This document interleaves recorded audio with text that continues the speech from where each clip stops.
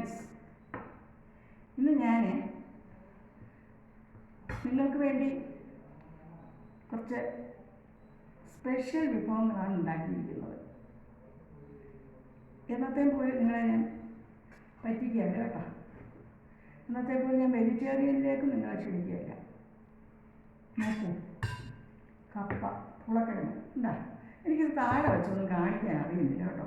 അവിടെ എടുത്ത് കാണിക്കുന്നത് എന്താ, പുളക്കിഴങ്ങ് നല്ലോണം കുഴച്ച് വേവിച്ചതാണ്. മത്തി കറി വെച്ചത്, എന്താ മത്തി കറി വെച്ചത്, മത്തിക്കറി.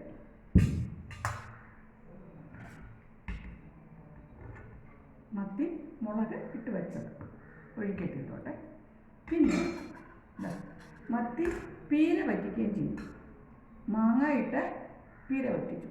മത്തിയുടെ കഷ്ണമൊക്കെ ഇതിലുണ്ട് കേട്ടോ, ഇല്ലെന്ന് വിചാരിക്കണ്ട. ഇതാണ് ഇന്ന് ടീച്ചറുടെ ഉച്ചക്കത്തെ ഇവിടുത്തെ ഭക്ഷണം. ചോറുണ്ട്, പക്ഷെ ഞാൻ എടുക്കുന്നില്ല. എന്താ അറിയോ,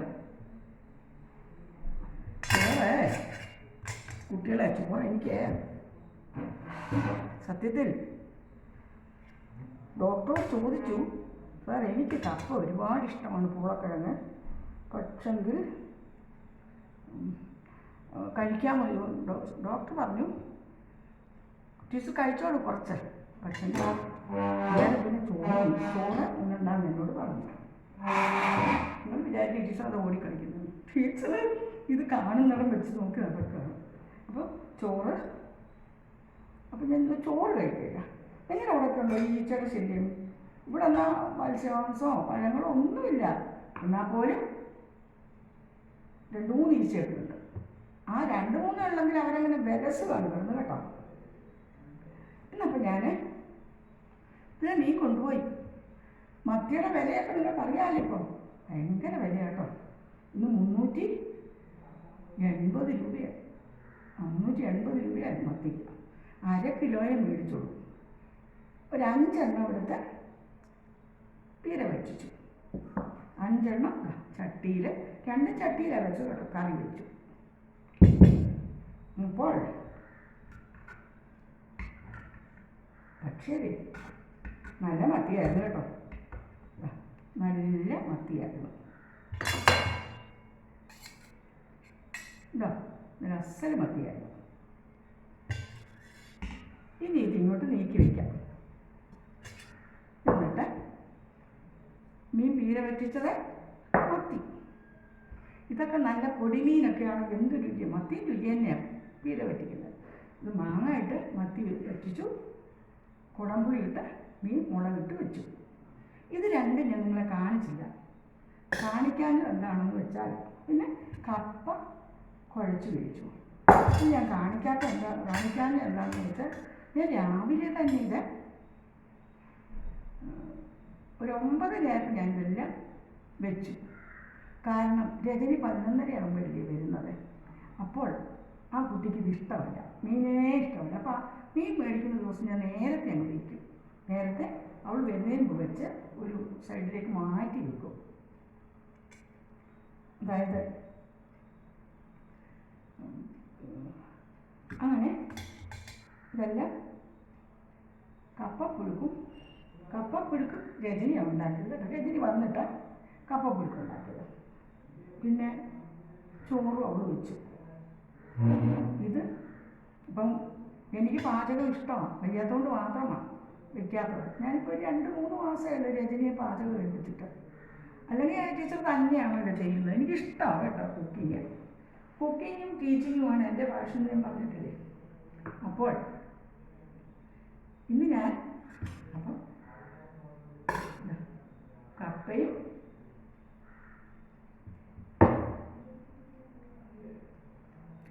കപ്പ മാത്രമേ ഒന്ന് കഴിക്കുള്ളൂ. അതിപ്പോൾ മക്കളിത് കണ്ടാൽ ഇപ്പം എനിക്ക് വരും പോകണം. എവിടെ ഇരുന്ന് ഇപ്പോൾ കാണാമല്ലോ, ഇപ്പോൾ ദൂരെയാൾക്ക് വന്നാലും അവർക്ക് അവിടെ നിന്ന് കാണുമോ. ഒരാഗ്രഹം അല്ലേ ഭക്ഷണത്തിനോട് നമുക്ക്. ഒരു കാലത്ത് ഫ്രണ്ട്സ്, ഞങ്ങളുടെയൊക്കെ വീടുകളിൽ, അതായത് ഒരു മിഡിൽ ക്ലാസ് ഫാമിലിയിലൊക്കെ ഒരു നേരത്തെ ഭക്ഷണമായിരുന്നു കപ്പ.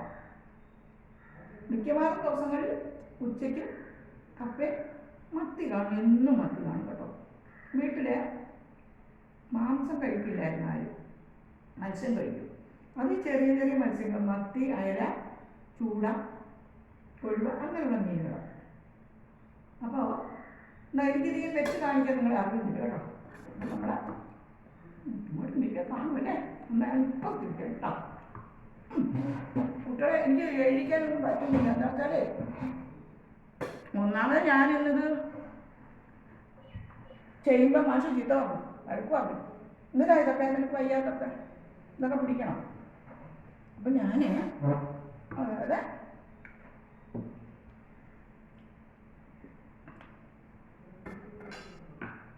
ചട്ടിയിലൊക്കെ ഒന്ന് മാറ്റി വെക്കണം.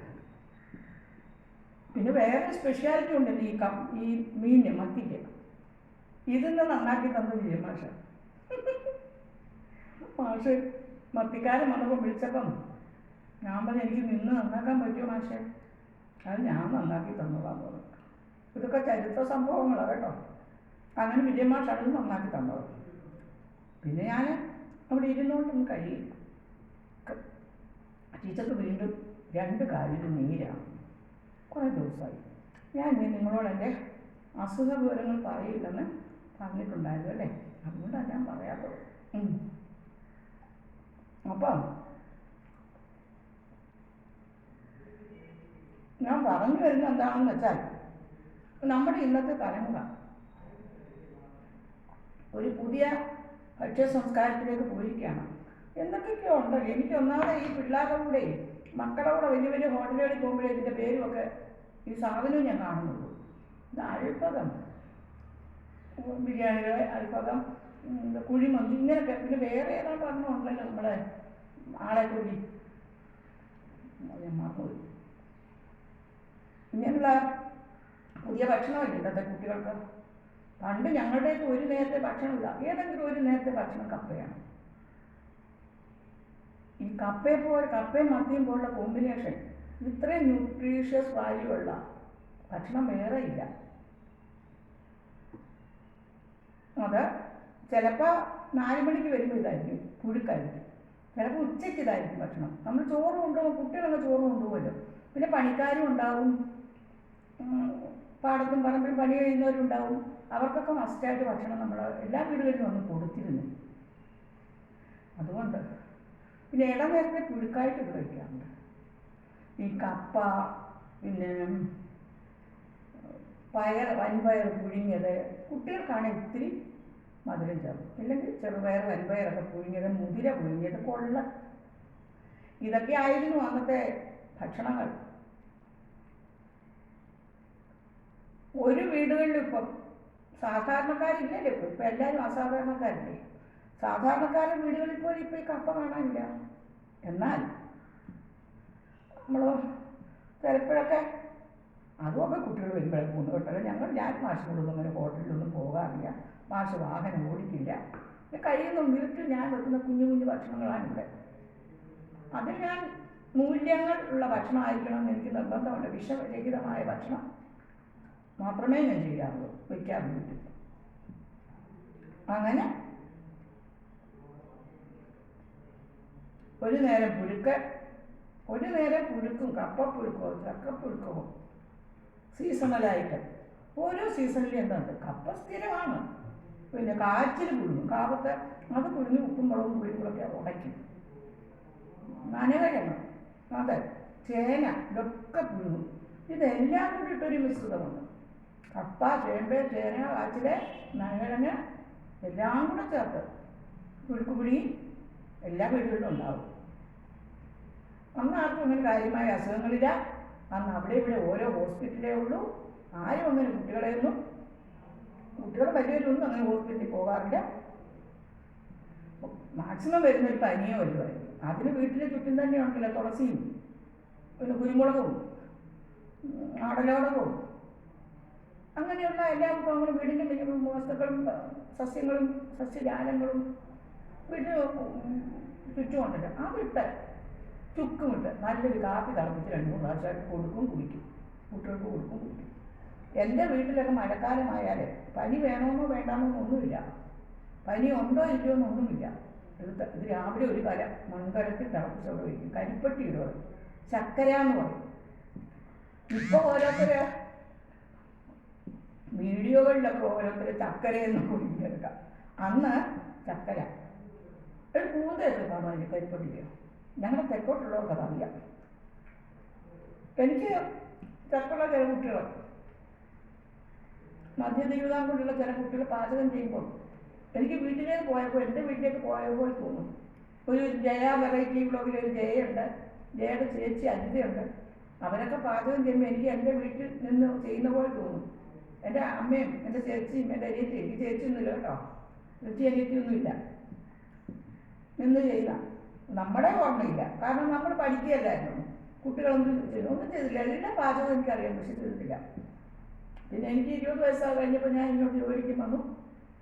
22 വയസ്സ് കല്യാണം കഴിഞ്ഞു. അപ്പോൾ പിന്നെ അവിടെ ഒന്നും ചെയ്യാനുള്ള അവസരം ഇല്ലായിരുന്നില്ല. എന്നാലും എല്ലാം എന്നെ പഠിപ്പിച്ചിരുന്നു.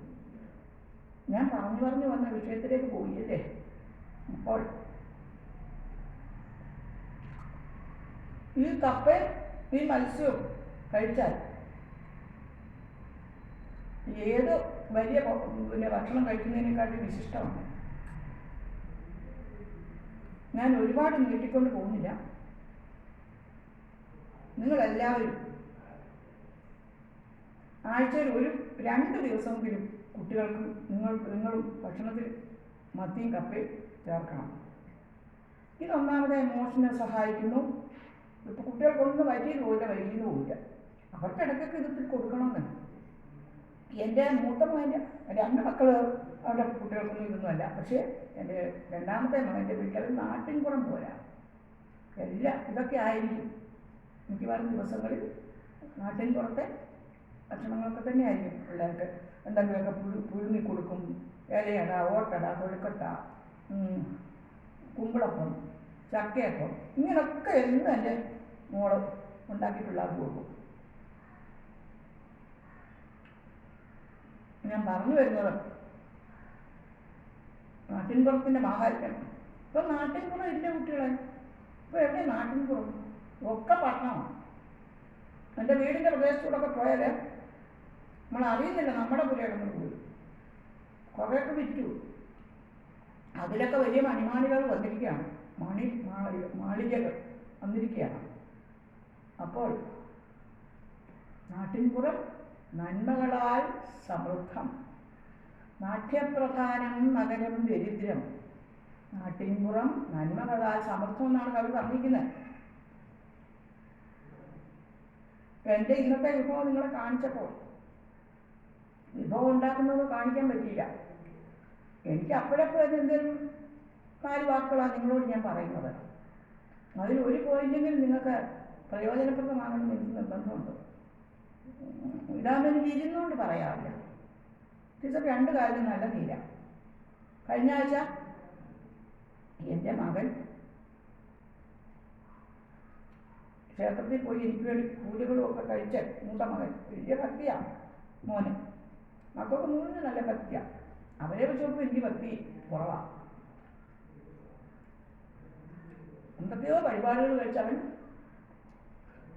ഇങ്ങനൊക്കെ എന്തൊക്കെയോ കൊണ്ട് കഴുത്തിലൊക്കെ ഇടിച്ച് വന്നിട്ട് പോയിരിക്കുകയാണ്. പിറന്നാളിൻ്റെ തലേദിവസം രാത്രി മോൻ വന്നു. പറഞ്ഞിട്ടേ ഇല്ല, പെട്ടെന്ന് വന്നു. തിരുവനന്തപുരമല്ലേ, അവിടെ കയറി വരാല്ല.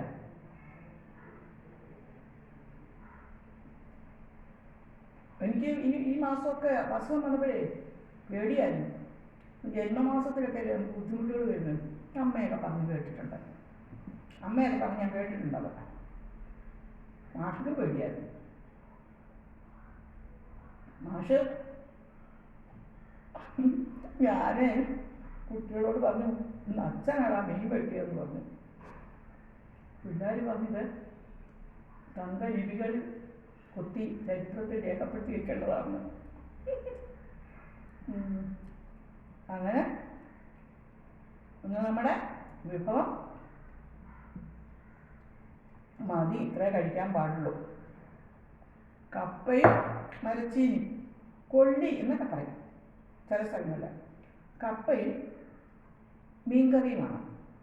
മീൻ പീര വറ്റിച്ചിട്ടുണ്ട്, ഇങ്ങനെ മുളകിട്ട് വെച്ചിട്ടുണ്ട്.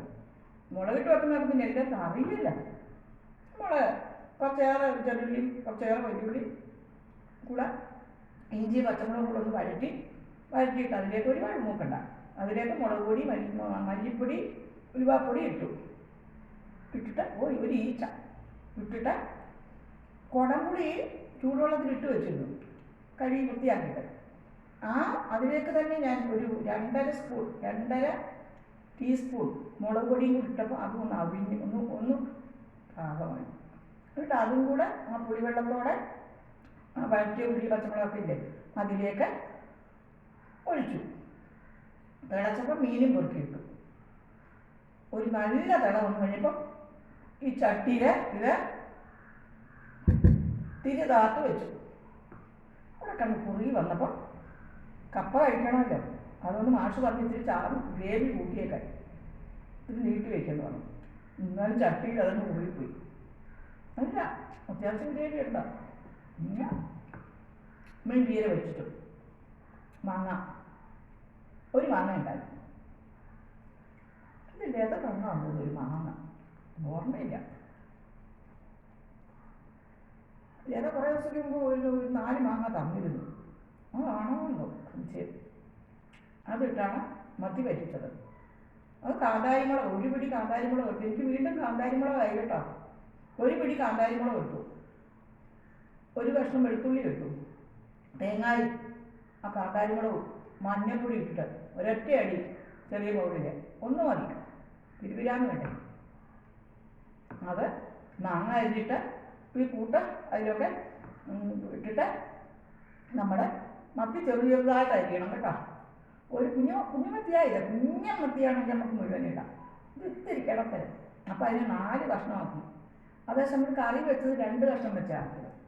അങ്ങനെ അത് വറ്റി കുറി വന്നപ്പോൾ അത് വേറെ ഒന്നുമില്ല. ഇന്നത്തെ പുളിശ്ശേരി ഇരിപ്പുണ്ട്. മാഷ് പിന്നെ ഒരു കാര്യം പറയാം. മാഷെന്നല്ല, അങ്ങനെ വേണ്ട, ഞാനതൊന്നും നോക്കില്ല. മാഷ് മീനിൻ്റെ കൂടെ മോര് വക ഒരൈറ്റവും കൂട്ടുകയില്ല. മോരിൻ്റെ അംശമുള്ള ഒന്നും മാഷ് മീനുണ്ടെങ്കിൽ കൂട്ടുകയില്ല. അത് വിരുദ്ധാഹാരമാണെന്നും അത് കുഴപ്പമാണെന്നൊക്കെ പറയും. ഞാനൊക്കെ ചെയ്യും കേട്ടോ. മാഷിന് എല്ലാത്തിനും നിഷ്കർഷയുണ്ട്. ഭക്ഷണത്തിൽ പ്രത്യേകിച്ച് എല്ലാ കാര്യത്തിലും നിഷ്കർഷയാണ്. പിന്നെ മാഷെക്കുറിച്ച് ഞാൻ പറഞ്ഞിട്ടുണ്ടല്ലോ, ഹൈസ്കൂളിലും കോളേജിലും ആയിട്ട് 10-35 വർഷത്തെ സേവനം നടത്തി. കോളേജിൽ BA ക്ലാസ് എടുത്തിരുന്ന ഒരു 5-7 വർഷം. റിട്ടയർ ചെയ്തതിന് ശേഷം BA പിള്ളേർക്ക് എടുത്തിരുന്നു. മലയാളമായിരുന്നു സബ്ജക്റ്റ് കേട്ടോ. ഇവിടുത്തെ പ്രഗത്ഭനായ ഒരു അധ്യാപകന് സാഹിത്യ രംഗത്തും പൊതുരംഗത്തുമൊക്കെ വളരെ വ്യക്തിമുദ്ര പതിപ്പിച്ച ഒരാളാണ് ഇന്ത്യ മാഷ്. ഭക്ഷണത്തിൻ്റെ കാര്യം ഞാൻ പറഞ്ഞതെന്ന് വെച്ചാൽ മാഷക്ക് 1 ഇഞ്ച് വണ്ണം പോലും വെച്ചിട്ടില്ല. എനിക്ക് കല്യാണം കഴിഞ്ഞപ്പം എൻ്റെ ഒരേ ഒരാഗ്രഹം മാഷ് വണ്ണം വെച്ച് കാണണമെന്നായിരുന്നു. ഇന്ന് വരെ ആ ശരീരത്തിന് ഒരു മാറ്റമില്ല, മീഡിയത്തിൽ നിൽക്കുകയാണ്. ഞാൻ പറയും, മാഷ് നിങ്ങൾക്ക് ഇത്തിരി വയറെങ്കിലും വെച്ച് എനിക്ക് കാണാൻ ആഗ്രഹമുണ്ട്. പക്ഷെ അസുഖമൊന്നുമില്ല, ഭക്ഷണത്തിൽ ശ്രദ്ധിക്കും. പിന്നെ ഈ സോഷ്യൽ മീഡിയ ആയിരുന്നു ഇഷ്ടമല്ലെന്നല്ല, അപരിയില്ല. അന്ന് ഞാനിതിൽ എൻ്റെ ബർത്ത്ഡേക്ക് നിന്നെടുത്തതേ ആ കുട്ടി രജനി ഞങ്ങളുടെ ഫോട്ടോ എടുക്കാൻ പറ്റി വലിയ വീഡിയോ ആക്കിയത് ഞാൻ പറഞ്ഞു, അങ്ങനെ വെച്ചിട്ടതാണ്. അന്ന് മാഷുടെ ഒരു ശിഷ്യൻ വന്നിട്ടുണ്ടായി എന്നെ വിഷയിക്കണം. എൻ്റെ കുട്ടികളൊക്കെ ഒരുപാട് പേര് വന്നു കേട്ടോ. അപ്പോൾ പറയാം, ഇന്ന് 2 പേരും കൂടെ ആണല്ലോ, പ്രിയതമനും കൂടെ ഉണ്ടായിരുന്നല്ലോ എന്ന്. അപ്പോഴേ എന്നെ പിടിച്ചിട്ടുണ്ടോ ഇതിനകത്ത്? ശരി പ്ലീസ് ഒന്നും പറഞ്ഞില്ല. പക്ഷെ ഞാൻ പറഞ്ഞു, നിങ്ങൾക്കൊന്ന് ഹായ് എന്തെങ്കിലും പറയാമായിരുന്നല്ലോ. അപ്പോഴേ മാഷ് ഞാൻ അറിഞ്ഞിട്ടേ ചെയ്ത സംഭവം, അന്ന് ഞാൻ നിൽക്കുകയുമില്ല എന്ന് പറഞ്ഞു. ഓരോന്നല്ലേ അവർക്കും കുട്ടികൾക്കും പേരക്കുട്ടികൾക്കും പിന്നെ മാഷുമൊക്കെ ഇതിലൊന്നും വരുന്നത് ഇഷ്ടമല്ല. നമ്മൾ അവർക്ക് ഇഷ്ടമില്ലാത്ത കാര്യത്തിൽ നമ്മളെന്തിനാ, എനിക്കിഷ്ടമാണ് അവർക്ക് ഇഷ്ടമല്ല. അപ്പോൾ ഇഷ്ടമില്ലാത്ത കാര്യത്തിന് അവരെന്തിനാ നമ്മൾ നിർബന്ധിക്കുന്നതല്ലേ? എന്നിട്ട് നമ്മൾ ചെയ്യുന്നതിന് ഒരു പരിഭവവും ഇല്ല. എന്നൊരു ചോദിക്കുകയും കൂടെ ചെയ്യും, മീൻ തിളയ്ക്കുന്നുണ്ടോ, നീ ഇതൊന്നും പിടിക്കുന്നില്ലേ? ഞാൻ പറഞ്ഞില്ല മാഷെ, കാര്യമില്ലല്ലോ. ഞാൻ തിട്ടില്ലേ നമ്മുടെ പാതകം എന്ന് പറയില്ലേ, അതിനകത്ത് ഇരുന്നുകൊണ്ടാണ് ഞാൻ കൂട്ടാൻ 2 വെച്ചത്. അതും പറഞ്ഞു മാഷ്. എന്തിനാ രണ്ടാക്കി കൊണ്ട് പോരായിരുന്നോ? വയ്യാത്തവർക്ക് ഇതാ തല പൊങ്ങിയ അപ്പം കുറേ അങ്ങോട്ട് വയ്ക്കും. നമ്മൾ ആണുങ്ങൾക്ക് ചോറ് കൊടുക്കുന്നതല്ലേ, ഒരെണ്ണം കൊണ്ടൊക്കെ എങ്ങനെയാണ് അവർക്ക് കൊടുക്കുന്നത്? അവർ മതിയെന്ന് പറഞ്ഞാലും ഒരു 2-3 കൂട്ടം കൂട്ടാൻ നമ്മൾ ആണുങ്ങൾക്ക് വെച്ച് ചോറ് കൊടുക്കണം. അങ്ങനെ 2-3 കൂട്ടാനെങ്കിലും വെച്ചിട്ട് വേണം നമ്മുടെ വീട്ടിലുള്ള പുരുഷന്മാർക്ക് ഭക്ഷണം കൊടുക്കാൻ. അതൊക്കെ പണ്ട് മുതലേ പഠിച്ചു വന്നാണ്. അപ്പോൾ ഞാൻ നിങ്ങളോട് പറയാം, ഞാൻ കൺക്ലൂഡ് ചെയ്യുകയാണ്, നമ്മുടെ ഭക്ഷ്യ സംസ്കാരം മാറ്റിയേ മതിയാവൂ. വരും തലമുറയെ നന്നാക്കി നല്ല ആരോഗ്യമുള്ള പൗരന്മാരാക്കി മാറ്റണമെങ്കിൽ നല്ല ഭക്ഷ്യ സംസ്കാരം വേണം. ഈ ഇറച്ചിയും അതും ഇതും മീൻ വലിയ പ്രശ്നമില്ല. ഈ ഇറച്ചികളൊക്കെ തിന്ന് ഓരോ പിള്ളേരെ 25 വയസ്സുള്ള പിള്ളേരെ കണ്ടാൽ വലിയ അങ്ങനെ പോലുള്ള വണ്ണവും ഒക്കെ ആയിട്ട് ആ കുഞ്ഞുങ്ങളൊക്കെ 40 വയസ്സാകുമ്പോൾ എന്താ കാണാൻ ആന ചന്തം കാണും, നല്ല ഉരുണ്ട് കൊഴുത്തിക്കും. പണ്ടൊക്കെ എൻ്റെ അമ്മയൊക്കെ ഒരാളെ കുറിച്ച് പറയുമ്പോൾ നല്ല തടിച്ച് കൊഴുത്ത കുടവയറും ഒക്കെ ഉണ്ട്. ഈ കുടവയർ ഏറ്റവും ഡേഞ്ചറസ് ആണ്. എൻ്റെ ഭാഷക്കും മക്കൾക്കും ഈ കുടവയറൊന്നും വരികയില്ല. അതിനോട് എല്ലാ അസുഖവും എനിക്കുണ്ടല്ലോ. അങ്ങനെ ഉള്ള കാര്യങ്ങൾ നിങ്ങളോട് പറയാം.